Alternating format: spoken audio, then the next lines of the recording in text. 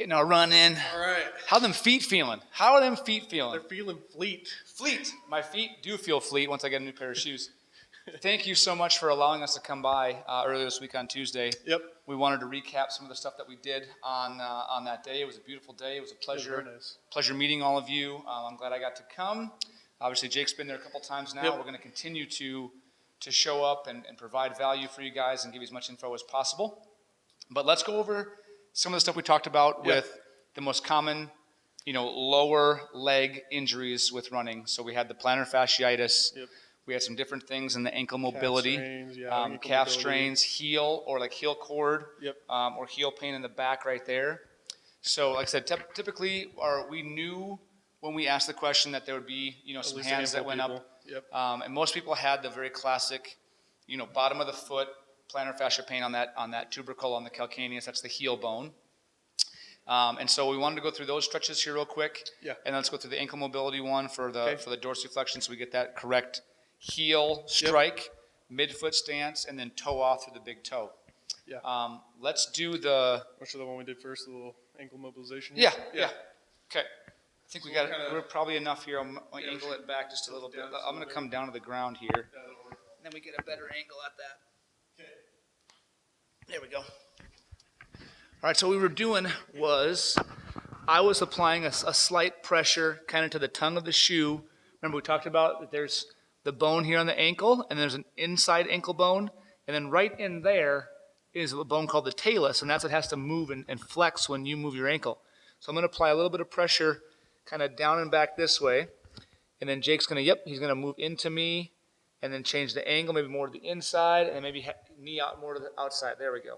Keeping my heel on the ground the entire time. Yep, we want to really get some motion through the ankle. This actually will help kind of stretch the back of the, inadvertently, stretch the heel cord and the calf or gastroc as well. And if you find that one stiff point in a certain direction, so usually we do like 3 to 5 reps in each area, but if you find that one stiff point, really work into that and focus on increasing that mobility through that stiff area. You could use a band too, like you said. Yeah.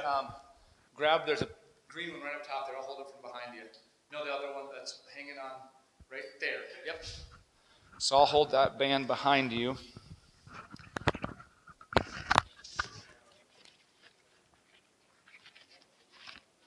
There we go. You want that force to come down and back towards the heel because that's the angle of the joint there. So that whether you're using a band or a partner's hand, you want that force directed down and back towards the heel here.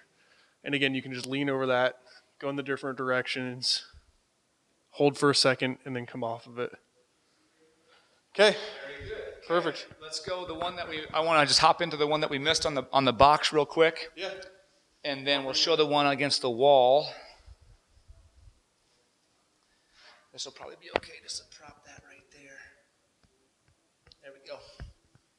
So the one that we didn't get a chance to do, but I wanted to talk about was loading the bottom of that foot and even back in here, what we call negatively or eccentrically on the edge of a stair.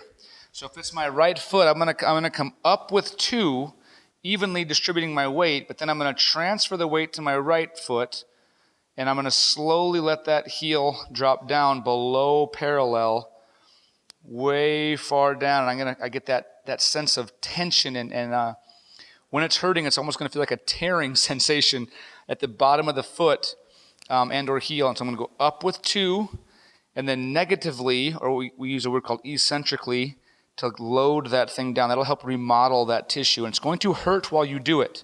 It should. You need to make it hurt a little bit while you do it. What you'll feel, though, is after you're done 12, 14, 15 reps, then when you're done and you walk around, it's like, oh yeah, that feels better. It helps remodel, but you can't. It doesn't just work with one time. You've got to continue to do that over the course of weeks, and then eventually add more weight.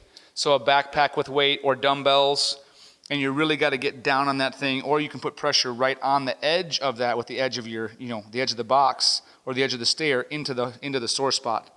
That's the other way that I had this myself in the past. That's what helped me get that gone within a few weeks. Yeah, and that's also a great movement to add load. Like Chris said, in that eccentric phase where you're elongating or lengthening that muscle, that's where most strains occur. So if you can prepare the body for those loads and stresses by already taking yourself through those ranges of motion and bringing yourself all the way down under load, in this case just gravity. But that's a good way to prevent or reduce risks of strains. And let's just show the angle of the angle of the stretch. regular heel stretch. Yep, so we were out in the middle of the field here, but if you can get against a wall, you can get a little bit more force into it. So this is the common error that we see is the back foot is turned out and you're not really getting a good stretch through the back of the calf muscles there. So you either want to be toes straight forward and you can lean into it, hold for up to 20 seconds, or turn in slightly. And like Chris said, you'll get a little bit more of a stretch on the back of the leg there. Right through there, and then even down into that inside part right down in there. Yep. Okay. Wonderful. And then the other one I showed was that foot mobilization. So I'll re-demonstrate that one quick. Let's go up here on the table so you can take the shoe off.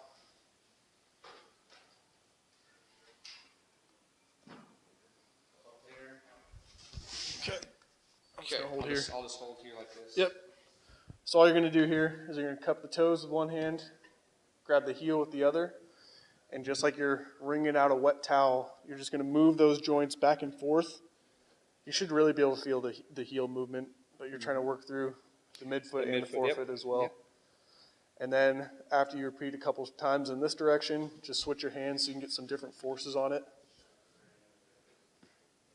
Good. And then you can work into circles. So you'll just cup the toes with this one. And really long, slow circles. Try to relax the foot completely and let your hand bring your ankle through the entire motion. Really open up those joints and allow them to adapt to the different terrain that you're going to be running on. And you naturally have more movement through here. Hold that 1 second. Yeah. Just retry. Oh, Lost it. I think we'll be okay if we just plug that back in. good. Okay. So you naturally have more movement through the pinky toe side. You get here, you gotta go down. There we go. Down there. You actually have more movement through the pinky toe side here. This really moves well because it gets more adaptation.